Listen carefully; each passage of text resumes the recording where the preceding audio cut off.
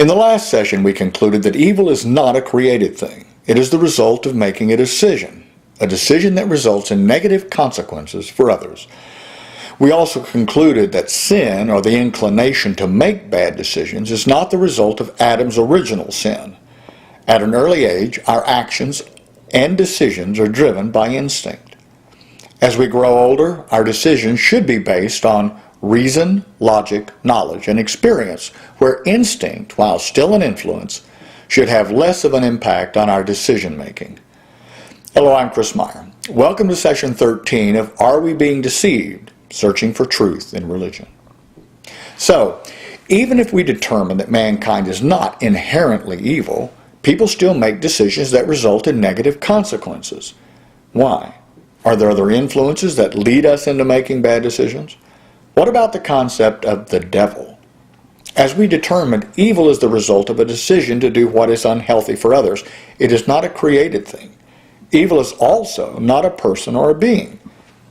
The concept of the devil, or Satan, or Lucifer, comes from two areas. The first is to satisfy our need to know where evil comes from. If we study the earliest religious ideas concerning creation, we'll see that primitive people gave names to various qualities. Wisdom was named Sophia. Faith was Pistis. Evil needs a name, an identity. So according to the Bible, it is Satan, Lucifer, or the devil. Other cultures also had a name for evil or chaos. In the Enuma Elish, the creation story from Babylonia, it was Tiamat. So we've given evil a personification. This gives us someone to blame when we make bad decisions. It gives us the opportunity to shift the blame to someone else or something else for the evil that we ourselves have created. The devil made me do it has been the cry of many people who wanted to shun the responsibility for making a bad decision. The other reason for the creation of the devil is that we live in a world of opposites. If there is an ultimate good character, God, there must also be an ultimate bad character, the devil. In addition, there is no definition of a God that says that all gods are good. In fact, throughout history, early mythologies believed in evil gods who fought with the good gods. So if the devil exists in the spirit world, is supernatural, and can influence our decisions, then he is a god. Believing in such an entity would make Christianity and the other religions that believe in such a creature polytheistic, in that they would be professing the existence of a good God and an evil God.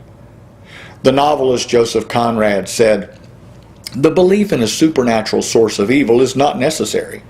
Men alone are quite capable of every wickedness." In the Odyssey, Homer wrote, "Look how mortals are blaming the gods. For they say that evil comes from us, but in fact they themselves have woes beyond their share because of their own follies." Our study of the nature of God also impacts the concept of heaven and hell, the afterlife. How does our study impact the concept of life after death? We'll discuss that in the next session.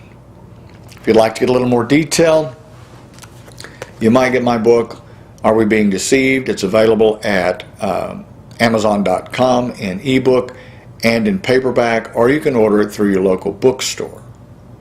I hope to see you for the next session.